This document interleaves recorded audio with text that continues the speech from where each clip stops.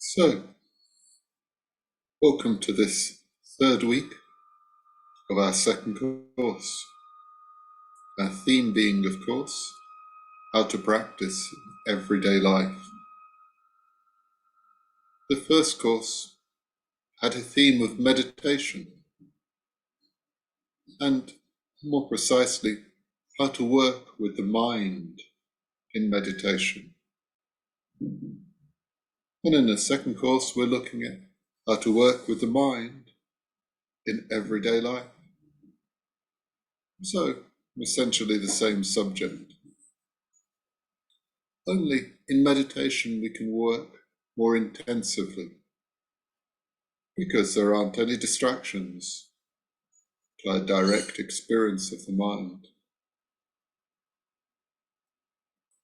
But in the second course, we're looking at how to practice, how to work with the mind in everyday life.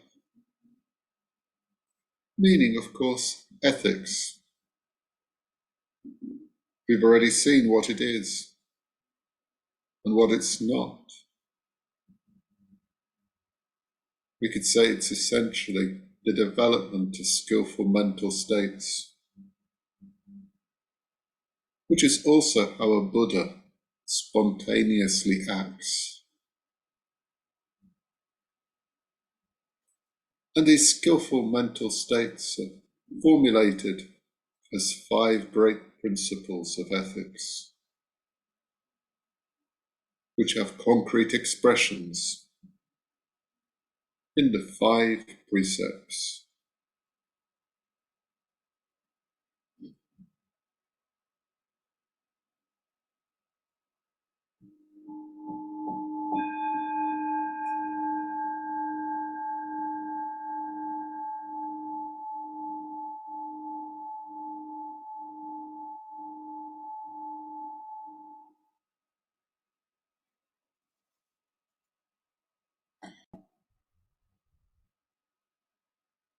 So, we've already looked at the first precept,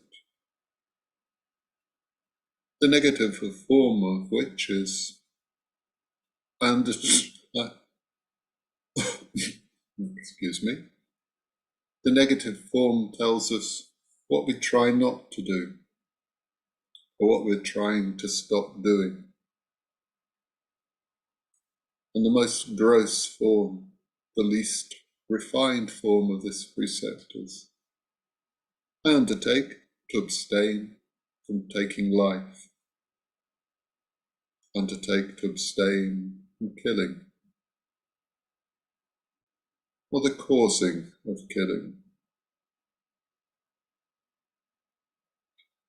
Killing being the absolute domination of one ego over another.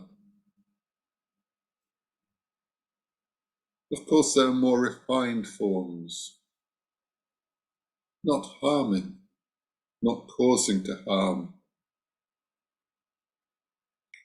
Meaning, not using violence, physical or emotional. Not coercing or manipulating. In a word, not using the power mode, which means being a true individual and treating others as individuals, treating them as psychologically separate,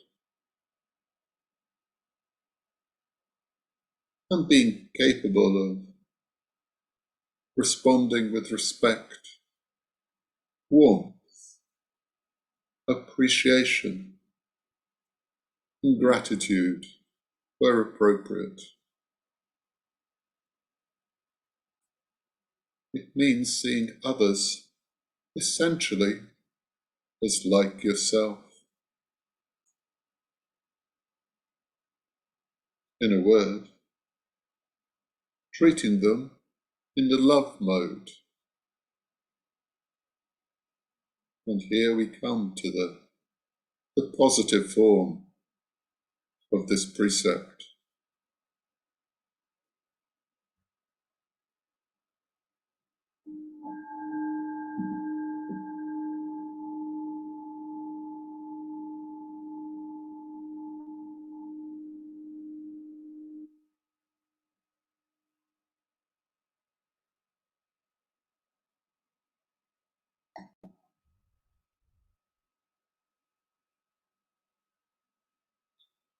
The positive form, of course, means what we're trying to do, or what we're trying to do more of.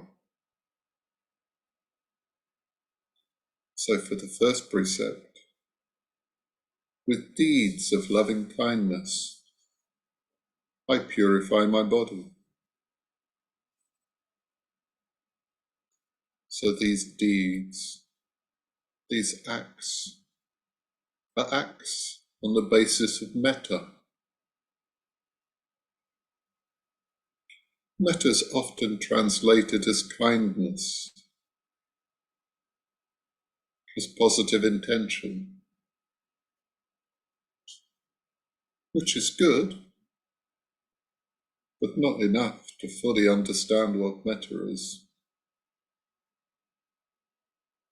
Metta also means acting with awareness, and even awareness of how others see themselves, which means putting yourself in their place.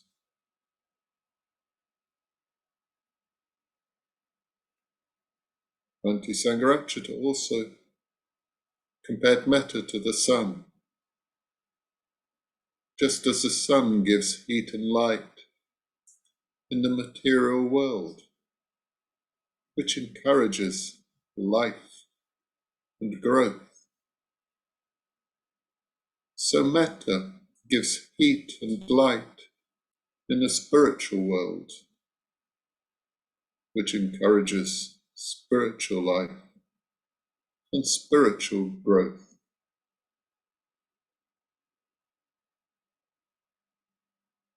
As the Karaniya Metta Sutta tells us of the Pali Canon, metta is like the love of a mother to her only child, but to all living beings.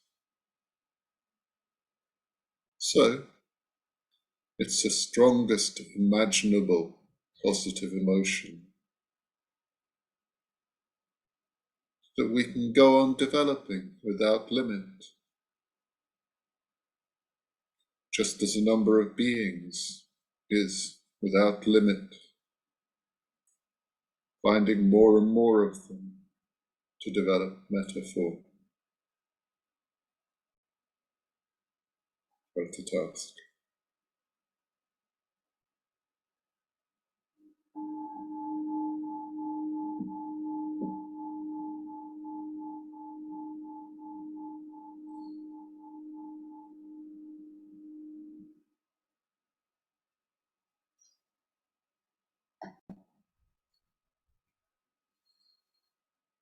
Just to step back a moment and give the context of the practice of ethics and this first precept. The precepts are the essential expression of our going for refuge. Going for refuge to the Buddha, to the Dharma, and to the Sangha. And as Bhante Sangharachita teaches, this going for refuge is a central and definitive act of a Buddhist. We'll look at it more in the fourth course.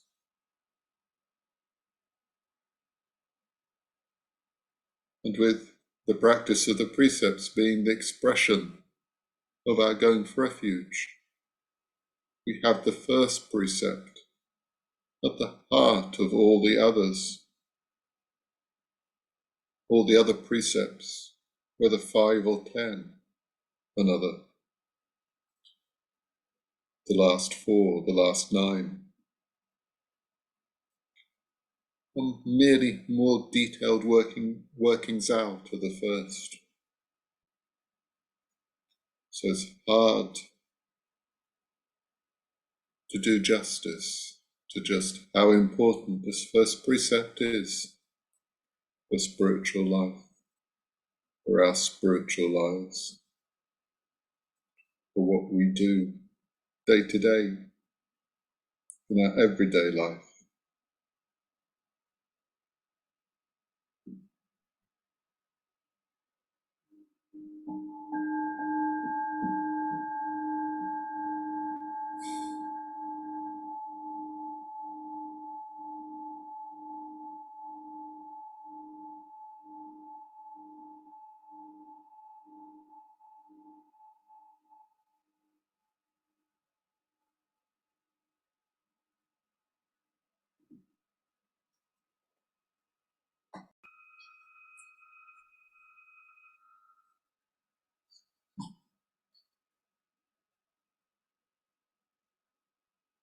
So, when we apply the spirit for the first precept to our possessions, the possessions of others, we come to the second precept,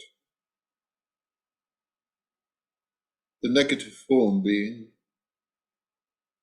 I undertake to abstain from taking the not given. The most gross form is, of course, not stealing somebody's handbag or wallet, not stealing from a shop, or even riding on the bus without paying, which is in effect stealing from the bus company. But the wording of the precept has a special significance. It's not just abstaining from theft.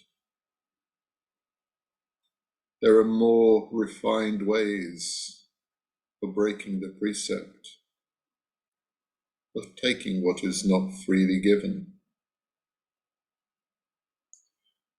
You might have a debt and say you're going to pay somebody back at a certain time, but be late paying them back. You'd start to take the not given.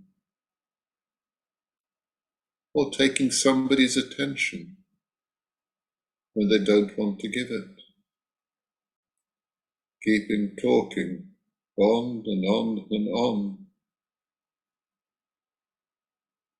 So the more refined forms of this precept require awareness and sensitivity.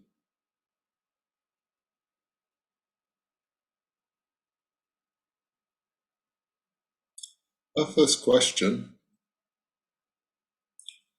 is with regard to this precept. When do we take the not given? By stealing from companies or individuals? Or maybe more pertinently, in the more refined forms? Can we think of any more refined forms of taking the not given that we or others do? Please let us know in the chat, in Telegram or WhatsApp.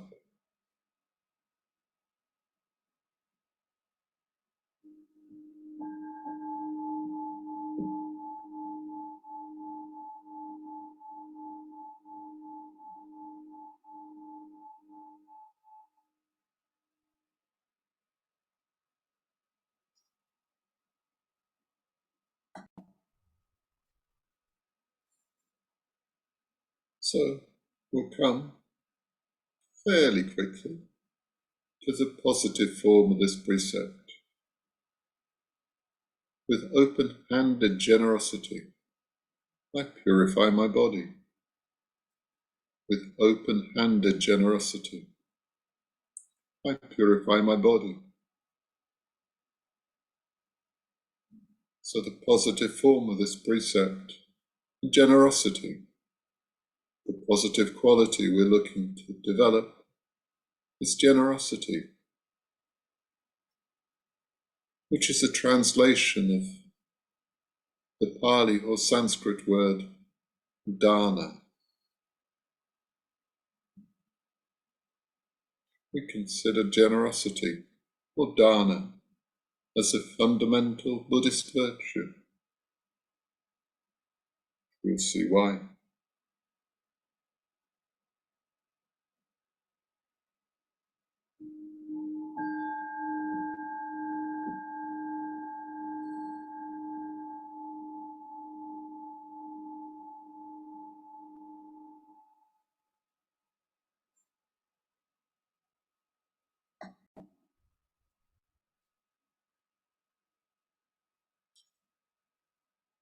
At the time of the Buddha, his closest disciples were wandering ascetics, just as the Buddha himself was a wandering ascetic, owning one robe and one bowl, as the tradition says, begging their food in the villages and towns once a day before midday, and not staying in any place for more than one night.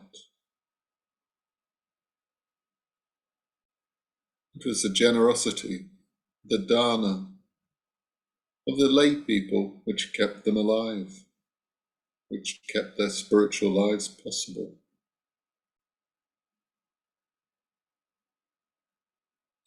These wandering ascetics, who were called bhikkhus in Pali, had gone forth from home to practice the spiritual life full time.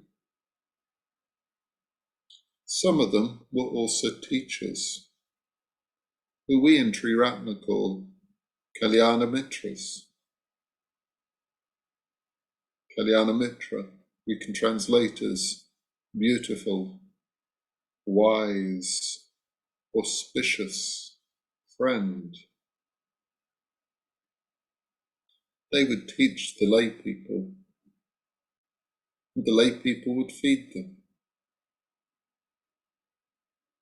We could say the bhikkhus looked after the spiritual needs of the lay people by teaching, and the lay people looked after their material needs by feeding them. We owe a debt of gratitude to the lay people, because without them, probably the Buddhist tradition, if it hadn't died out, it would at least not have survived so strongly without the full-time practitioners who depended on the lay people.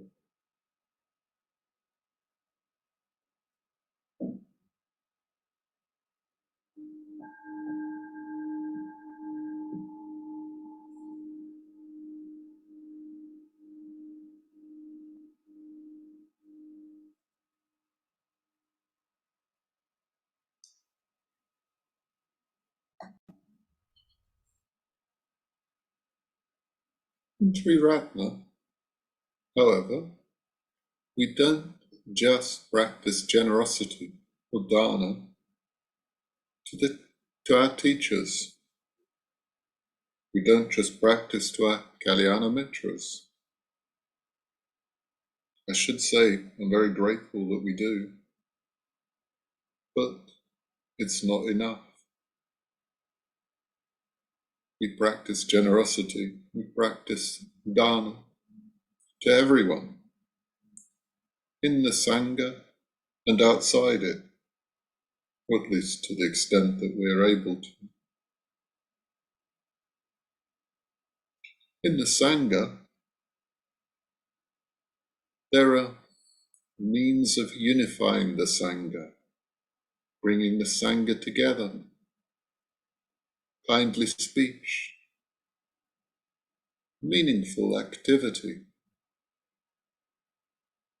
and exemplification, practicing what we speak, what we preach. And the first of these means of unification is generosity, or dana.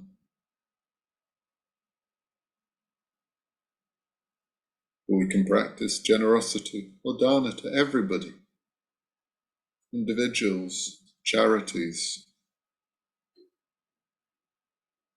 As Bhante Sangharacharya said, it's not so much that we give until it hurts, as we give until we swoon with bliss.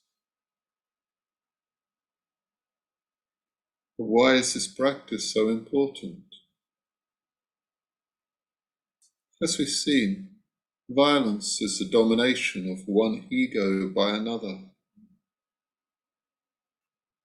But giving, dana, is a direct means, a practical means of going beyond the ego. One ego does something for the benefit of another ego, rather than for its own benefit. And it's something so immediate, so practical. Such a practical way of overcoming the ego.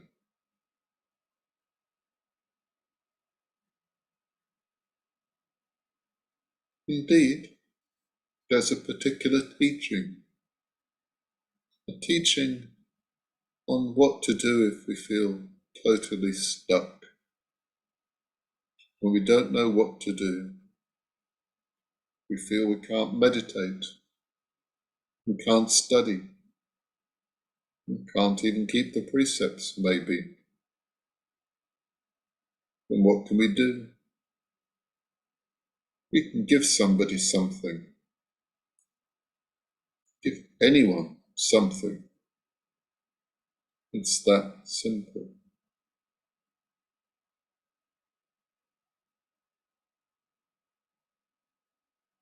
Having said all of that, we might also feel a strong resistance to giving.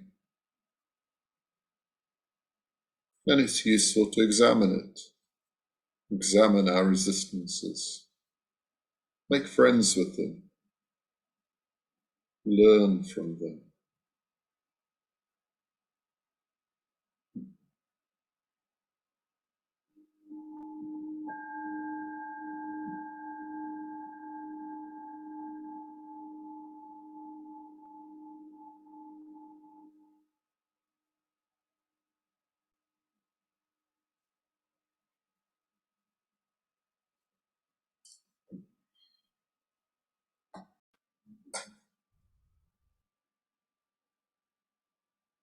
It's worth bearing in mind, worth not forgetting, as we have seen, that giving, or dana, is the act of a true individual.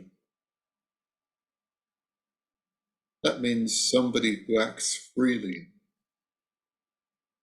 A true individual doesn't allow themselves to be manipulated by others. You can't manipulate a spiritually mature person. So true generosity, true dana, isn't just doing what others want you to do. It doesn't mean letting others have power over you. True dana, true generosity, is acting with an understanding of interconnectedness. Buddhism teaches the truth of interconnectedness, that we are all interconnected with each other. How is this? One image we can use to explain it comes from the Mahayana Sutra, called the Gandavyuha Sutra, which talks of the image of Indra's net. Indra is one of the gods of Hindu mythology, and he sees the universe as a net, a vast net of jewels. And every jewel in this net is connected to every other jewel. And each jewel reflects all the other jewels. Each jewel holds a reflection of all the other jewels in them. So dana, true generosity means acting in accord with the truth of interconnectedness. By giving to others, you are in fact giving to yourself. because ultimately you're not separate, even though psychologically we are separate.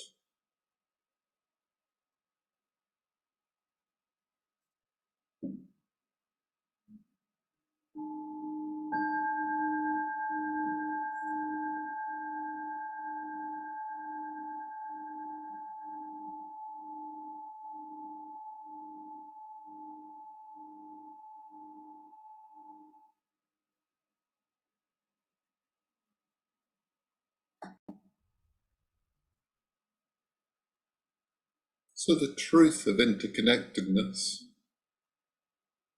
is given sublime expression in yet another teaching, another Mahayana teaching.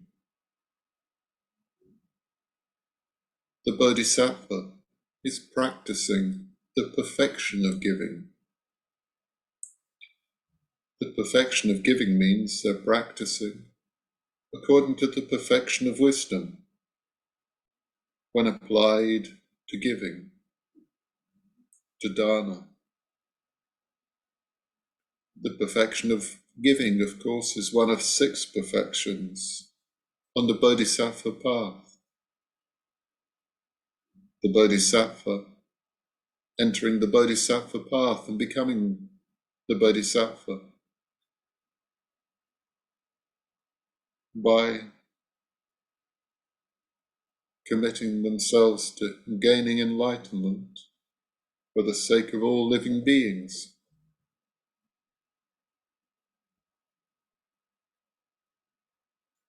And how does the Bodhisattva practice the perfection of giving?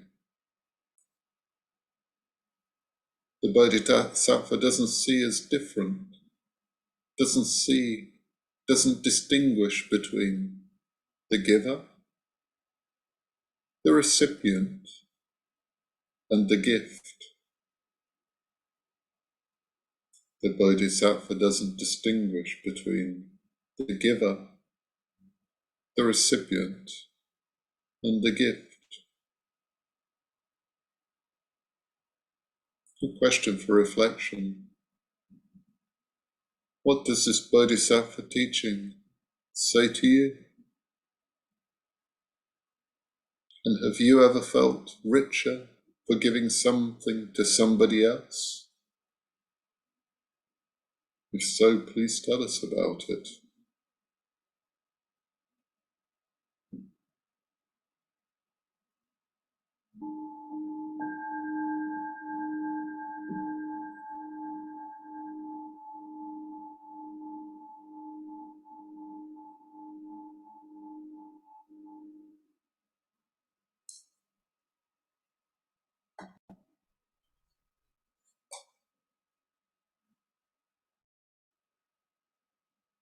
I know that when I'm on the receiving end of generosity, of dana, sometimes quite a lot of dana, for me at least, to help me with my dharma work, it can give a wonderful sense of well-being and connectedness, like I'm part of a giant, caring family. And it throws light on something else as well. It helps me see that I carry an image around of who I am in terms of how much money I have. For me, it's not really what I can buy. I try to buy as little as possible.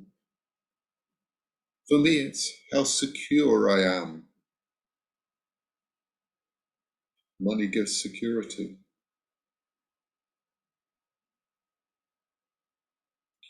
And when I'm receiving dana, this image of myself suddenly, very quickly expands. I very quickly become much bigger. And expansion is so quick that for a short period of time, I lose a sense of who I am.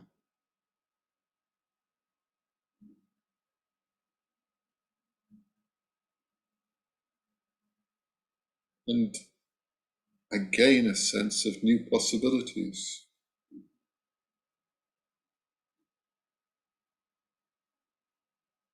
And freedom. But alas, this new idea of who I am solidifies sooner or later, and I become a new person with a new image of who I am based on the new amount of money I have.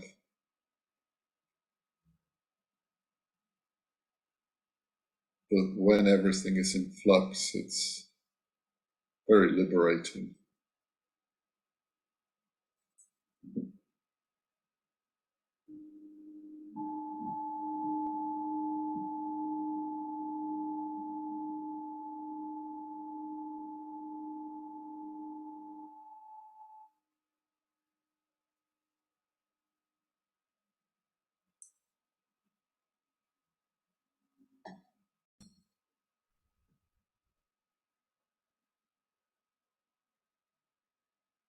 So what to give? What can we give? How to practice generosity? How to practice dana?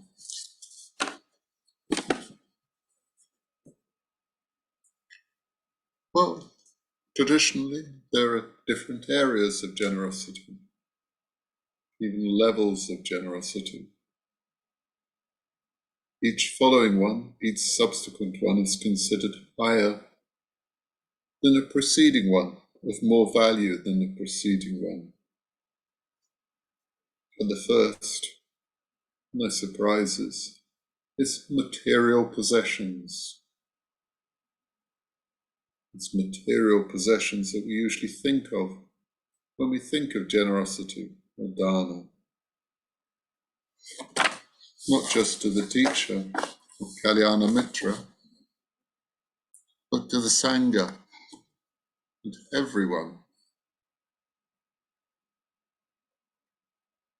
You can contrast generosity, the practice and attitude of generosity, to the consumer culture that we all live in. What is the consumer culture? It's characterized by trying to earn as much as possible so we can buy as much as possible, preferably as cheaply as possible. In a nutshell, getting as much as we can and giving as little in return,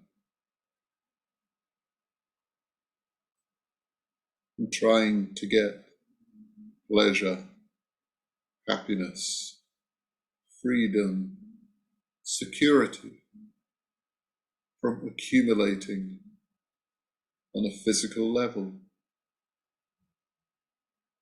seeing the meaning of our purpose, meaning and purpose of our lives in accumulating. And this can be contrasted with the dana economy, which is practiced at some Buddhist centers. There are no charges for classes. Classes are given freely. Anything that anybody gives for coming to classes is dana. And nonetheless, all the expenses of the Buddhist center get paid for. It works. Or again, there are Buddhist businesses called team-based right livelihoods. The workers don't get paid wages. Sometimes they live in communities. In any case, live very simply, very cheaply, where the principle is we give what we can and we take only what we need. Give what you can, take what you need. So material possessions is the first level, the first area where we can practice generosity, practice dana. And I've given you a couple of practices, a couple of examples of how we can practice in Triratna as a Sangha. And a question for you: how can you give something this week that you usually don't give, that you don't usually give? What can you do differently?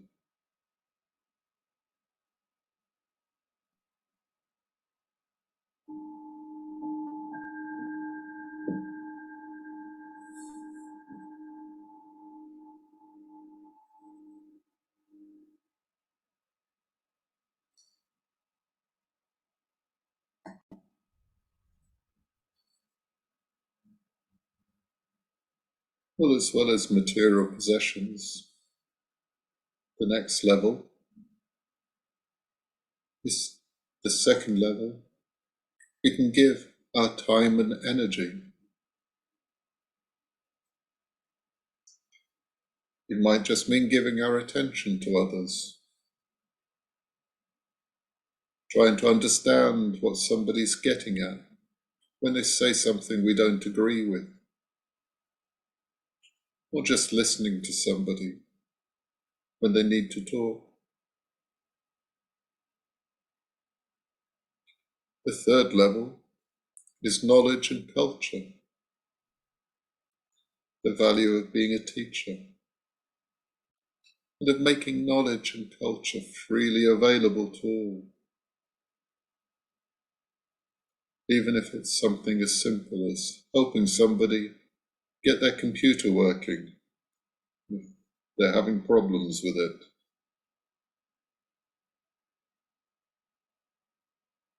The next level, the fourth,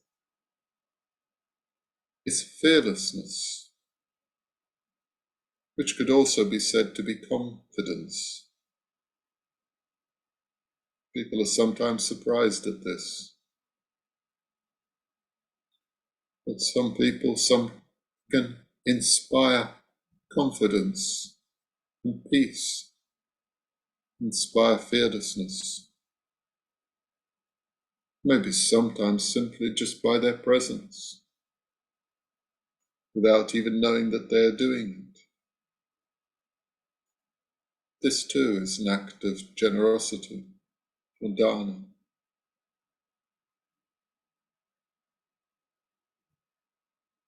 And fifth, we have life and limb.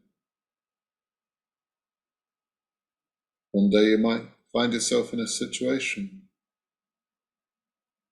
where you're called upon to sacrifice your life for the sake of the Dharma. You might need to speak the truth, when doing so puts you in danger.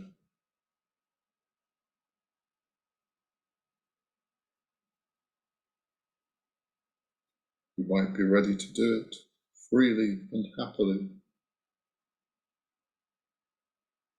or at least having an attitude of being ready to sacrifice. Being ready to sacrifice freely and happily is an act of generosity.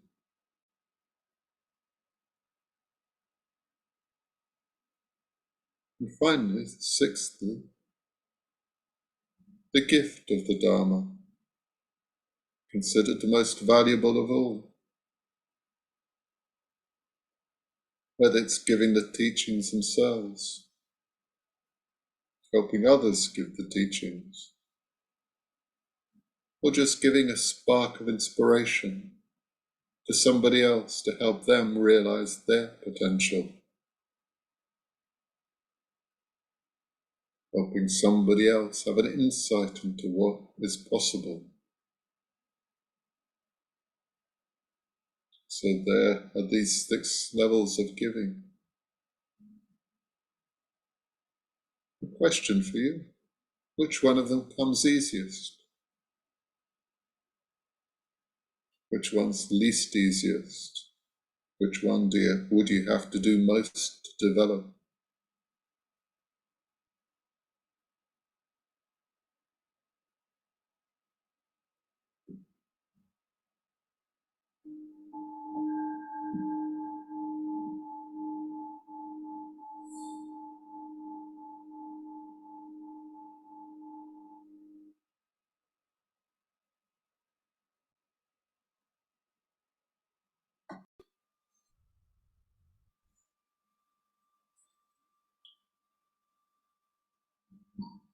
So now we'll do a guided meditation to develop our capacity to give, to practice dharma, to develop our intention to give, giving in such a way that we feel richer as a consequence. So we'll meditate. I'll put a bolster behind my back just to keep my posture good.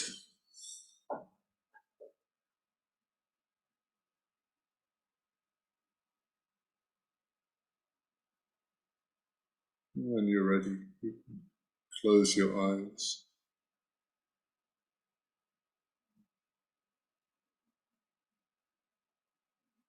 Take a few moments just to listen to all the sounds around you.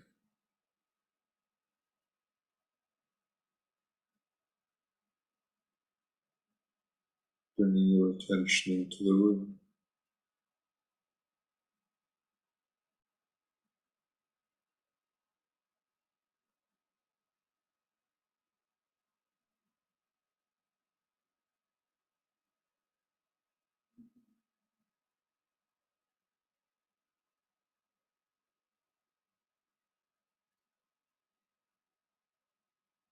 And focusing your attention now on your body, seated here.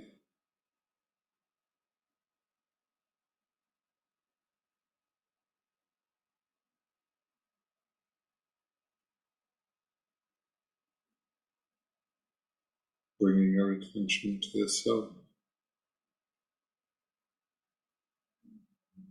Relaxing yourself.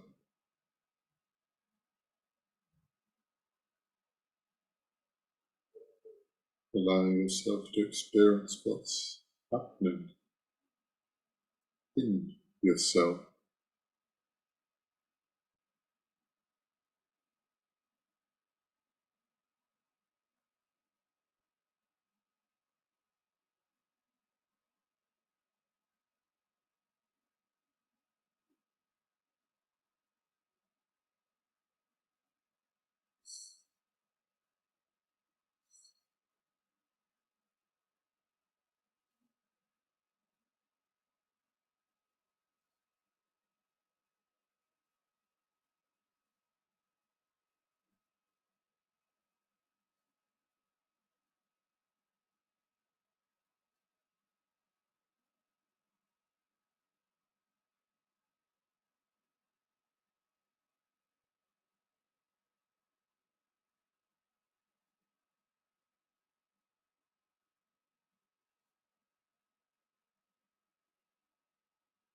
And remembering now the time when somebody gave you something.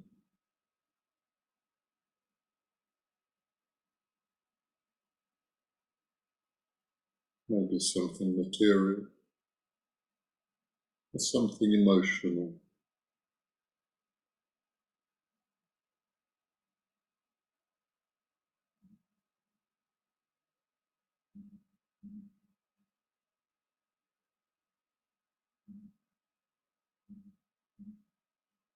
And just remembering that it happened.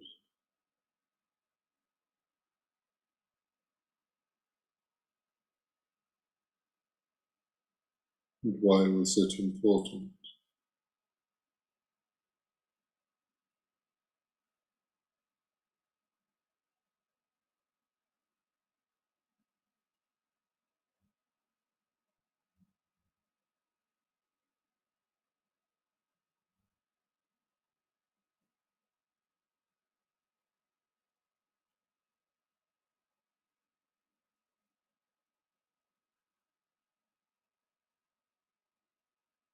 What need did it satisfy?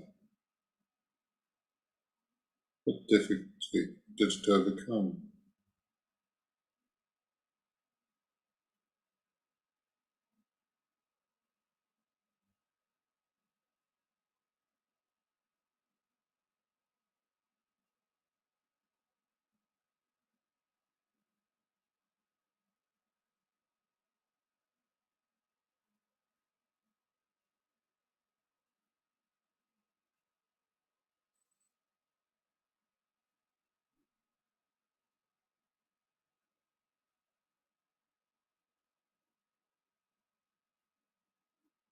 So we can develop our capacity for generosity, firstly,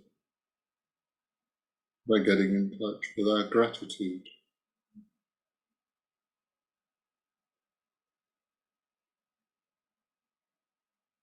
Gratitude for what we have been given.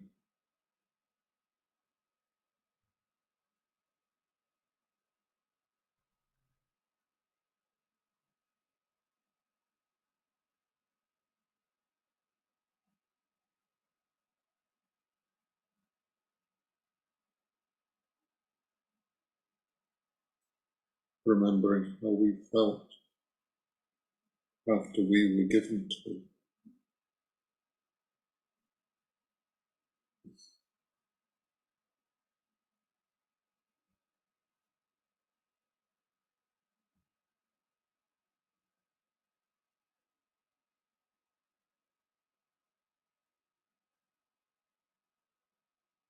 How we felt to the person giving.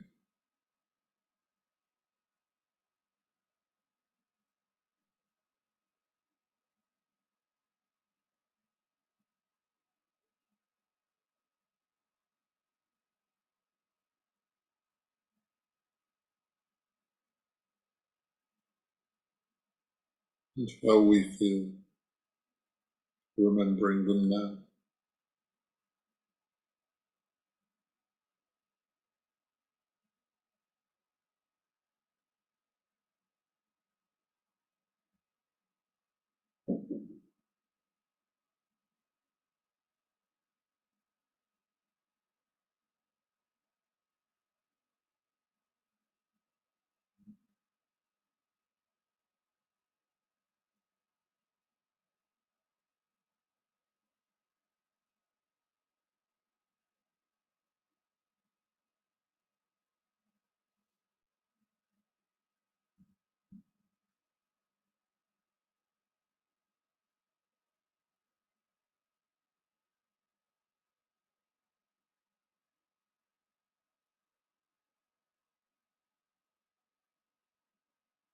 And now, bringing to mind a good friend,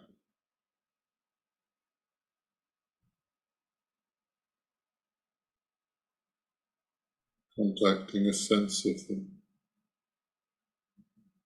their presence,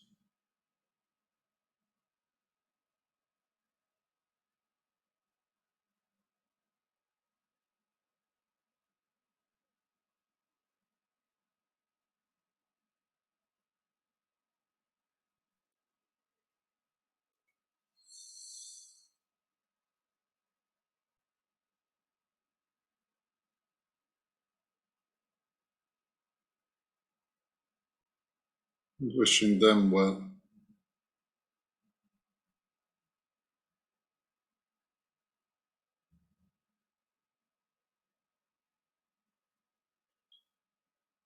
with a positive intention to be open with them, close to them, honest with them.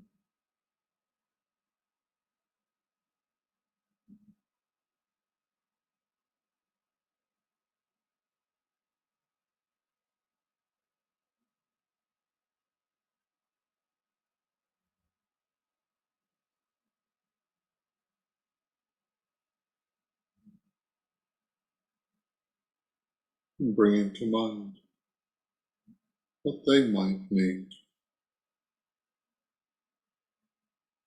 material or emotional.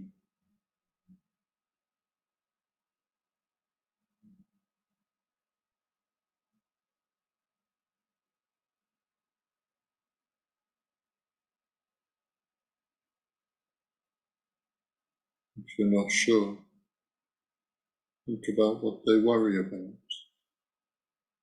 to give you a clue.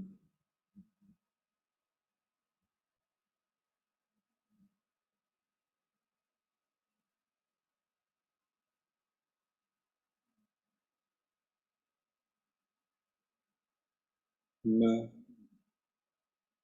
imagine giving it to them, whatever it is.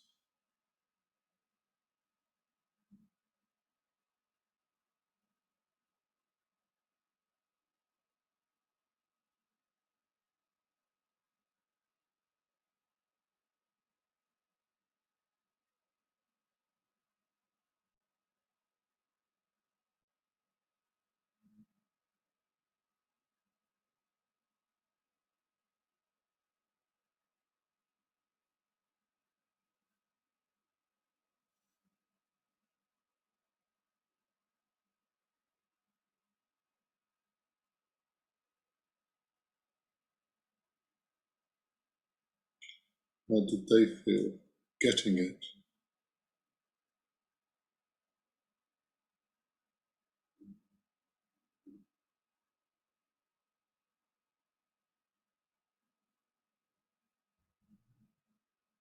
How did they feel about you giving it?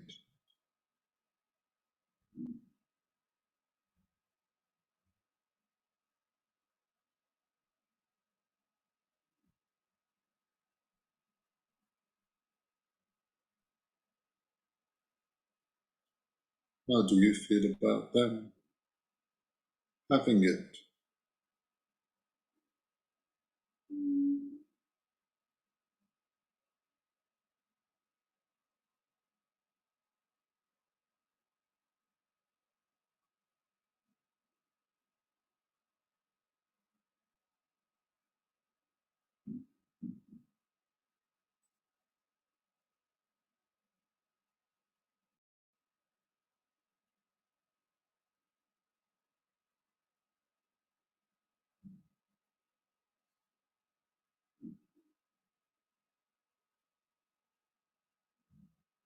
And bringing to mind now a neutral person,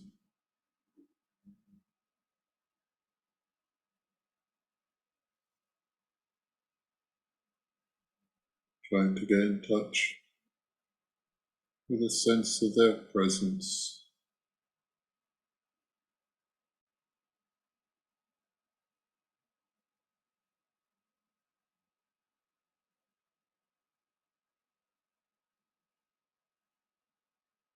and a sense of well-wishing, positive intention.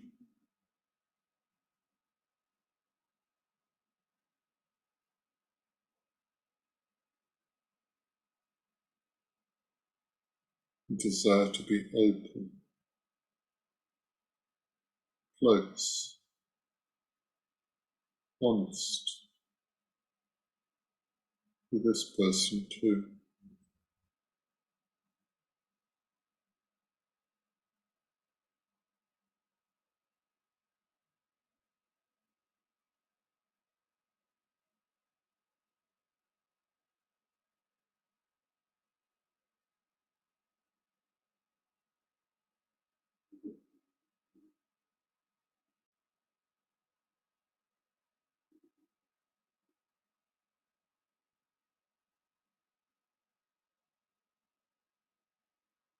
and bringing to mind what they might need.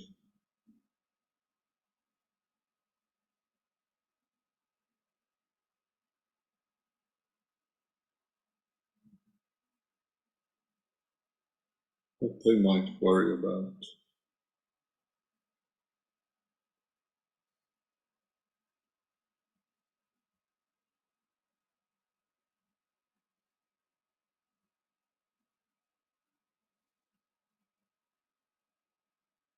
And giving it to them,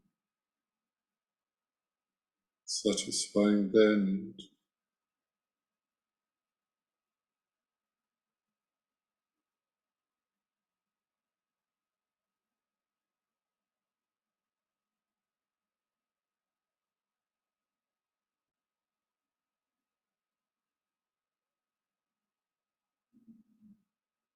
How did they feel after getting it?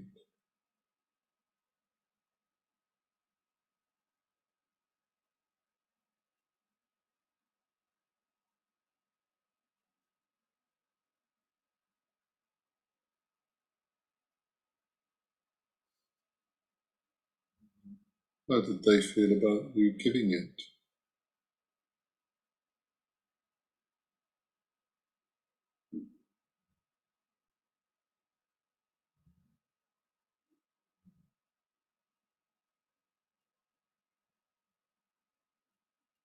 How do you feel about them having it?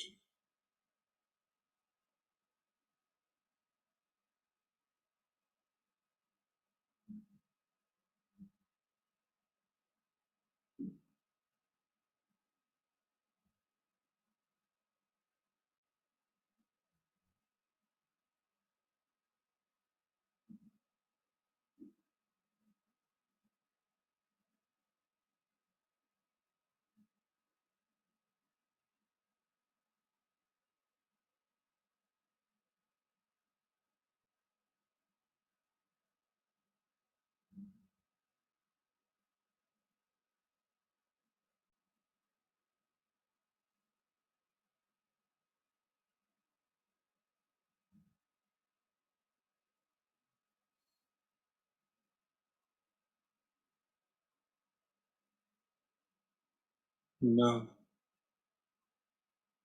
moving on to a difficult person.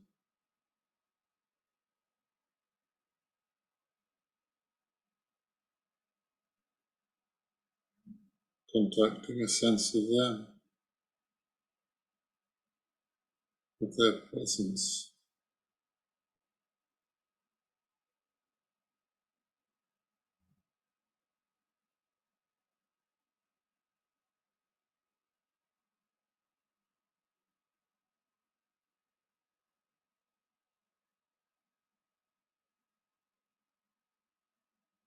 With a sense of well-wishing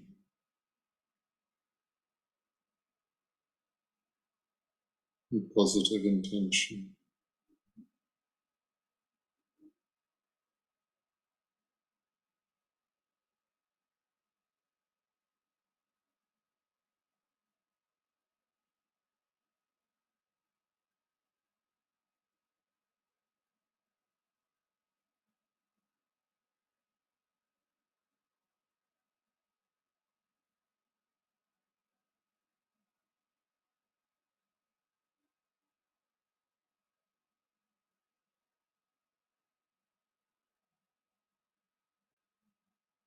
Bringing to mind what they might need.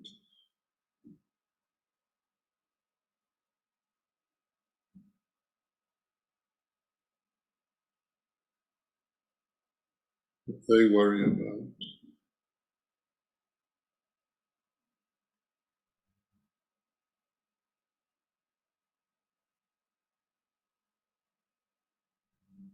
If they got what they needed, it might not be so difficult anymore.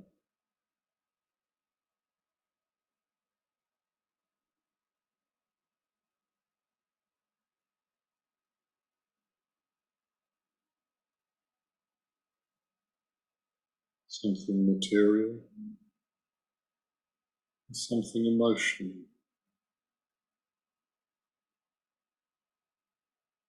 something spiritual even.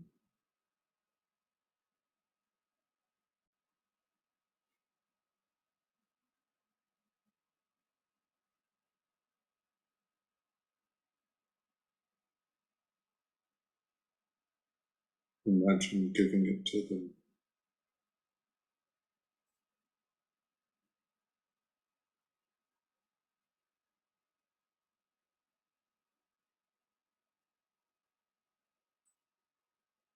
How did they feel getting it?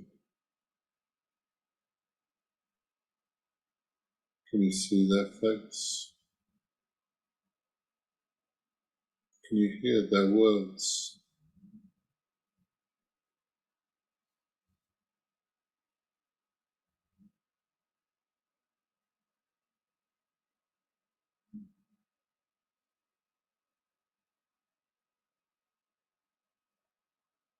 How did they feel about you giving it?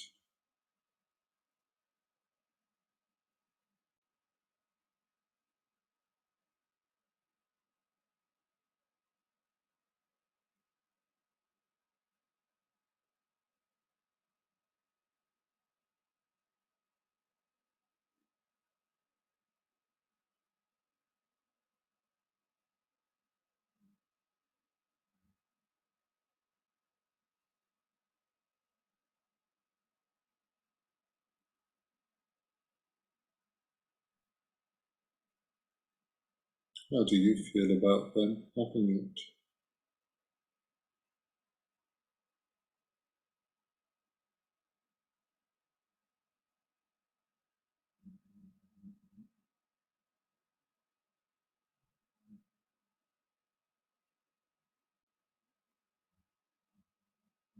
And what is it that they need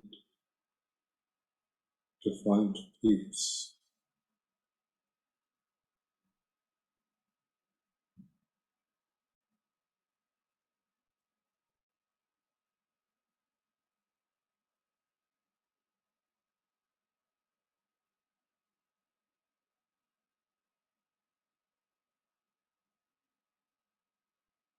So bringing your attention back to your body, seated here once again.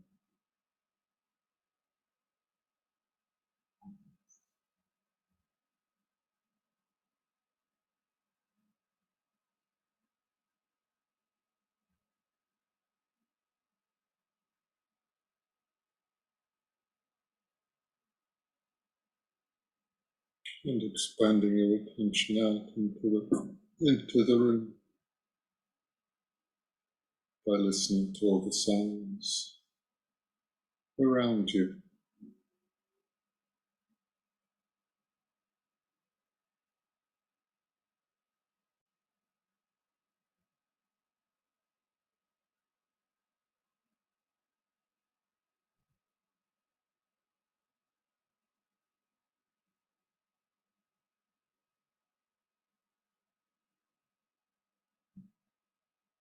And when you're ready, slowly and gently opening your eyes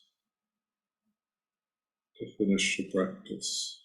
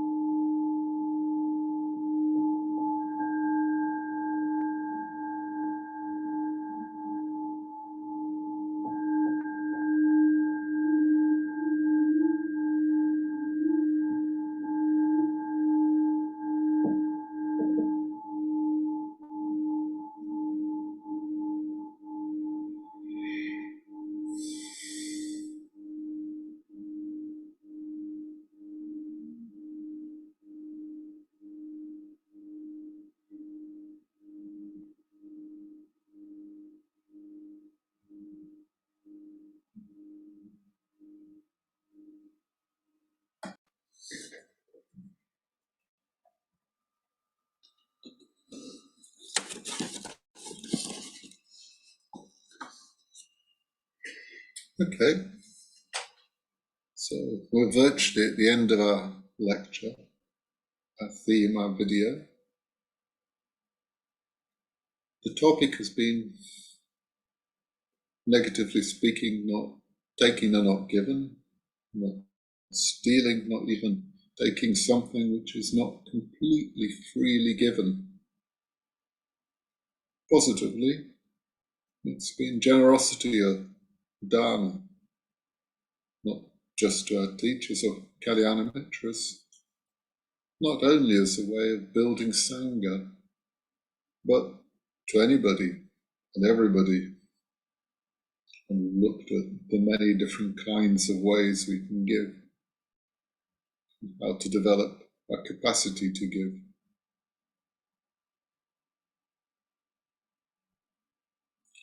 Questions for reflection and for sharing on Telegram or WhatsApp, to give you a resume of them as well. In what ways have you taken the not given, either by stealing or in more refined forms?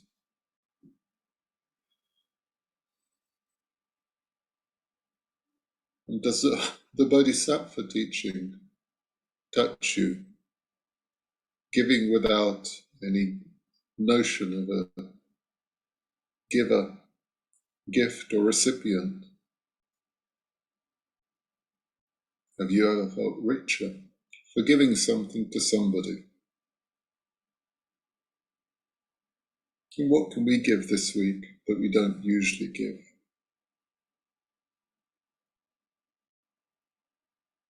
And of the 6 levels of giving, which comes easiest? Which do you find hardest, which requires most work?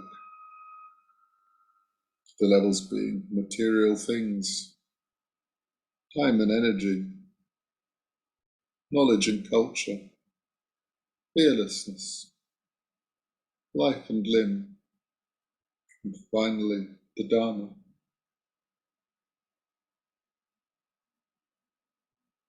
And what was your experience of the meditation practice, developing a desire to give?